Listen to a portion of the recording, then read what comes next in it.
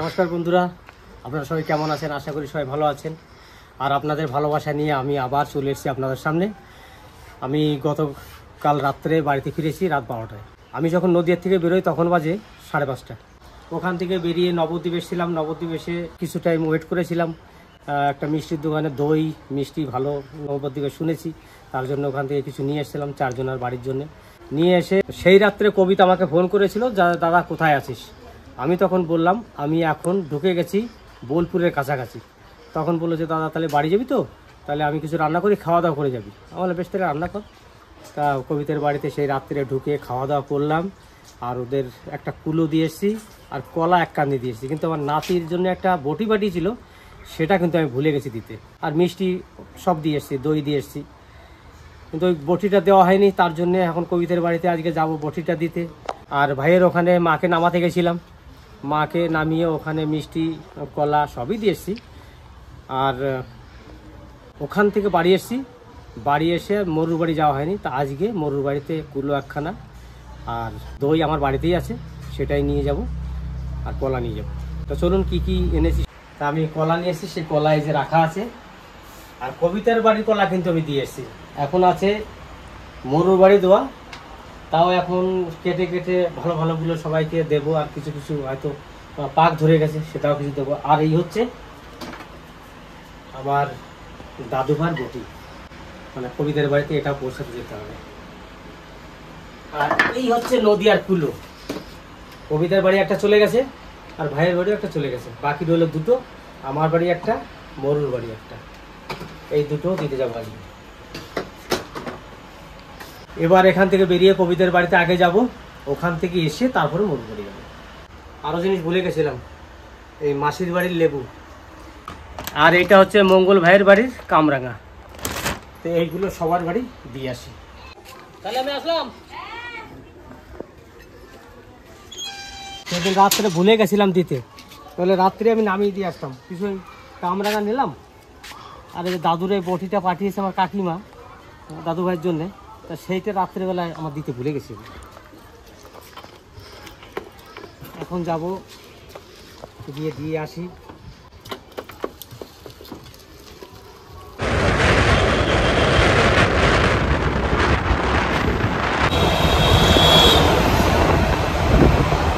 এই একটা ব্যাগ আছে, এই ব্যাগটা খুবই ডেঞ্জারাস আমাদের এই রোডে। হ্যাঁ, বোনের বাড়ির রাস্তায় চলে এসেছি। এখন এই যে ডান দিক দিয়ে বোনের বাড়ি ঢুকবো।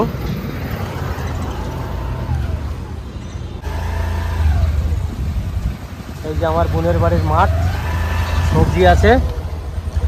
আর এই যে বাড়ি চলে এসেছি। ছাগল গরু ঢোকে? ছাগল গরু ঢোকে? ছাগল গরু ঢোকে, কাটা গাছ খেয়ে যায় বাঁচতে। ও বেশ, তাহলে আমি আসলাম। সাবধানে যাস। বেশ।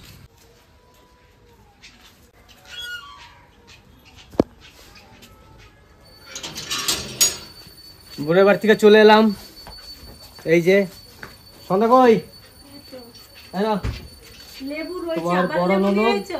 তোমার বড় ননদ আমার কাছে বললো গন্ধরাজ লেবু নিয়ে যা। লেবু তুমি গ্রাম ভরে দান করো লেবু, এই 4টে রেখে দাও। এটা গন্ধরাজ লেবু, ভালো গন্ধ আছে লেবুতে। আর টক শাক, টক শাক আমার প্রতি আর ফেভারিট শাক। আসার সঙ্গে সঙ্গে কেন ও তাকাই ছিল তোমার দিকে। বেশ বেশ বেশ বেশ, চুপ চুপ চুপ। তাহলে এবার বড় বোনের বাড়ি দিয়ে এসছি, এবার মরুর বাড়ি যাই দিতে। তা এসে আমি কলাগুলোকে একটু ছাড়িয়ে নিলাম, কান্দি কান্দি বার করে নিলাম। কলাগুলো তো সেরকম একটা ইয়ে নয়, পুষ্ট হয়নি, তবুও দেখুন এই যে কলাগুলো পেকে গেছে। এই কলা পেকে গেছে। সকালবেলা দোলাল খেয়েছে, আমাদের রাস খেয়েছে, আমি খেয়েছি, দেখলাম কলাগুলো খুবই মিষ্টি। তো এই কলাগুলো মরুকে দিতে যাবো। ব্যাগ দাও। লেবু কতগুলো দিয়েছো?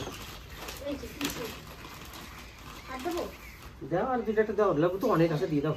পাকা টাকা যা আছে সব কিছু দিয়ে দিই। কলা তো নেওয়া হয়ে গেল, এবার কামরাঙা লেবু আছে নাকি? বেশ, লেবু তো অনেক দূরে আছে, বেশ 2 জন লোক তো হয়ে যাবে, অনেক আছে লেবু। এই কুলো আপনারা জানেন যে একদিন মঙ্গল ফোন করেছিল যে দাদা কিছু কুলো রাখো। আমি বলছিলাম 4খানা কুলো রাখ। যে মরুর বাড়ি একটা, কবিতার বাড়িতে একটা, আমাদের বাড়িতে একটা, দুলালদের বাড়িতে একটা।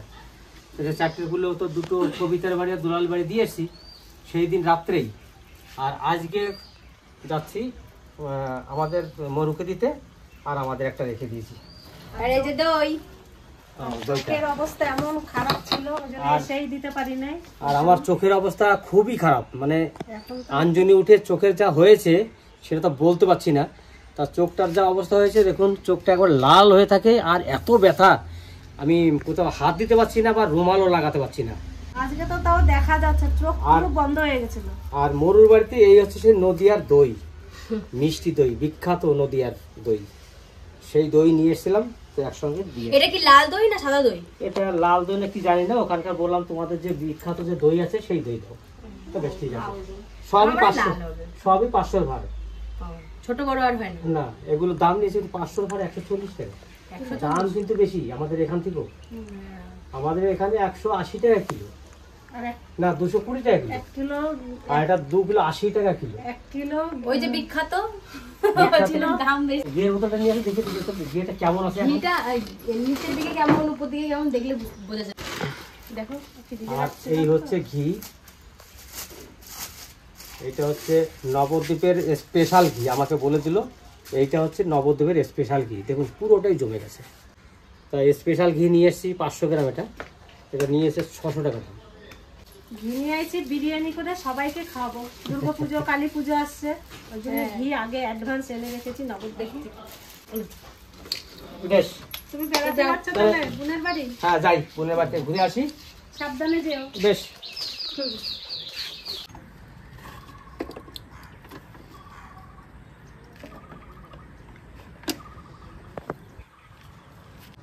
মরু বোনের বাড়ি চলে এসেছি, দেখি চাই গরু কি করে।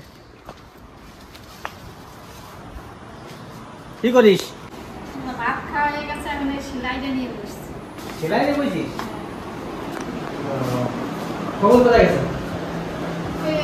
দুলাল বাড়ি থেকে নিয়ে গেছে, কোথায় গেছে বলতে পারছি না। এই বাংলার কথা থাকতে হবে জানি। ওই জায়গায় গেছে না কোন জায়গায় গেছে সেটা বলতে পারছি না।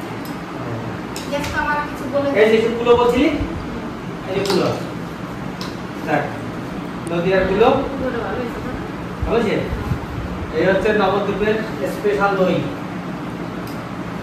আর তোর মঙ্গল দাদার বাড়ির কামরাঙা, আর আমার মাসির বাড়ির লেবু, আর এই হচ্ছে কলা। কলাগুলো কোন জায়গায় না ভাই, জানা দেবো কুলোর উপর না দিলে কলাগুলো ভালো পুষ্ট হয় না, ঠিক আছে? তাও মঙ্গল দাদা নিয়ে যা, ঠিক আছে? তুই এতগুলো আনছিস? ওরা খাবি, বাবা এতগুলো খাই। পাড়ার লোকের দিলে নি, আশেপাশে যারা আছে এরকম খেয়েছে আমার দাদা। 2-3 লোক। কলা বেশি করবো কি, আশেপাশের লোক যারা আছে তাদেরকে 1 ঘন্টা 2 ঘন্টা করে দিয়ে দেবো, বাড়িতে অনেক আছে এখন। শেষ তো তুলে দেবো ভালো হয়েছে, হ্যাঁ, তুলে দেবো, বেশ করে দাও। ভালো হয়েছে। ওই 4 ঘন্টা রেখেছিলাম, তোরা সেদিন মঙ্গল করতো তোদের বাড়ি এসে মঙ্গল থেকে রেখেছিলাম। তুমি সবাই ভালো আছো তো? এগুলো কয়টা করে জানি না, আমি তোমার পয়সা দিয়েছি অবশ্য। সবাই ভালো আছে? সবাই ভালো আছে।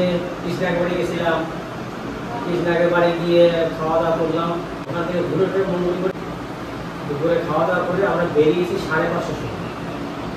ওখান থেকে নবদ্বীপে নামলাম। নবদ্বীপে সবাই বলছে খেতে খেতে চা খাবো, তারপরে আমার ওখানে দাঁড়ালাম, সবাই দই খেলাম, মিষ্টি খেলাম, ঠিক আছে? ওখান থেকে গেলাম শাড়ির হাটে। মানে প্রিয়া বলছিল 10-15 ঘন্টা শাড়ি নিয়ে যেত, আশেপাশে যারা আছে ওদেরকে দেবে আর কি, মানে এই বিক্রি করবে, কিনে নিয়ে এসে কম দামে দিয়ে দেবো ওদেরকে। অনেকে বলেছে এর আগে তোদের শাড়ি দিয়েছেন না পুজোর সময়, সেই শাড়ি পছন্দ করেছে, ওইরকম শাড়ি তুই পাস, তাহলে আমাদের কিছু এনে দিস, ঠিক আছে? ওই জন্যে ওই শাড়িগুলো আনতে চাইছিলাম, 10-15 ঘন্টা নিয়ে এসে কাজগুলো দিয়ে। তো সেদিন আবার শাড়ির হাট ঘুমাতে, শাড়ি পাইনি। অনেকটা রাস্তায় গেছি, 1-1.5 ঘন্টা লেগে গেছে আমাদের ঘুরে আসতে, আর রোড খুব জাম ওখানে ভিতরে, ওই জন্য রাত হয়ে গেছে। আবার রাত হয়ে গেছে বলে আবার কবিতা ফোন করেছে যে দাদা কতদূর পৌঁছে গেলে, আমি বললাম বোলপুর মনে ঢুকছি। তখন বলছে তাহলে এত রাত যখন হয়ে গেছে বাড়িতে রান্না করতে হবে না, আমি রান্না বসিয়ে দিচ্ছি, এখানে খাওয়া দাওয়া করি। তারপরে কবিতার বাড়িতে গিয়ে খাওয়া দাওয়া করি, ওর পুরোটা দিয়ে এসছি আর কলা দিয়ে এসছি। কিন্তু ওই দাদুর একটা বটি আর দাদুর এই কামরাঙা লেবু এগুলো দিলে, আর কবিতার বলে দিল লেবুর গাঁদা, ও তো লেবু লাগে না। আজকে আমার আরো দিয়ে দিল 4টে সেই গন্ধরাজ লেবু। বলতো যখন এসছিস গন্ধরাজ লেবু টক শাক পাঠিয়ে দিল। বেশ তাহলে আসি। আমি খাবো, দেখো আমাকে খেতে বলছে। এখনো কবিতার বাড়িতে খিচুড়ি খেলাম, এখন আমার খেতে বলছে। কি করে খাবো, পেটে এখন ভর্তি। কবিতার খিচুড়ি যা রান্না করছিল আজকে দুর্দান্ত।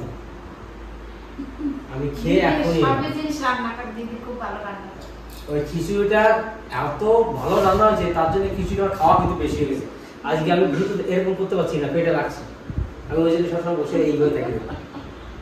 খুব ভালো রান্না করেছে, খেয়েও শান্তি পেলাম। অনেকদিন পরে খিচুড়ি খেয়েছি আবার। আর বর্ষার সময় সারা রাত আজকে বৃষ্টি হয়েছে, এত বৃষ্টি আজকে মুষলধারা বৃষ্টি হয়েছে এখানে। বেশ বেশ ঠিক আছে। কখন এলি, কখন দই দিস, কলাগুলো পাকাতে দেয়। আর কাঁচা কলা কিন্তু খাওয়া যায়, তরকারি রান্না করে খেতে পারিস। এই কলা কি কলা এই নাম বললো যে দাদা এই কলাই না তরকারি রান্না করে খেতে পারবি, আর পাকিও খেতে পারবি। পাকা এই কলা পাকলে দারুণ মিষ্টি হয়। ঠিক আছে, বেশ তাহলে বুঝি অন্য সময় আসবো।